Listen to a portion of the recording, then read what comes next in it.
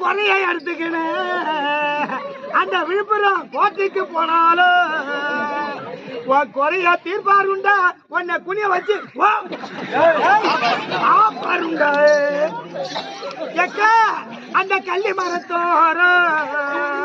நான் கை ஊண்டி பீப்பேன் அந்த பாய போன பள்ளி வந்தோ என் பள்ளத்துல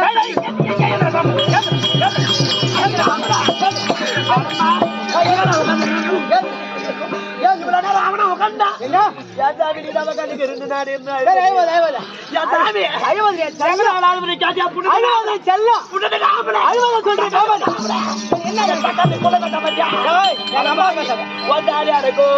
பாத்தியா தாலி எவ்வளவு வலுவா கட்டிருக்காரு எதுக்காக தெரியுமா என்ன காரணம்?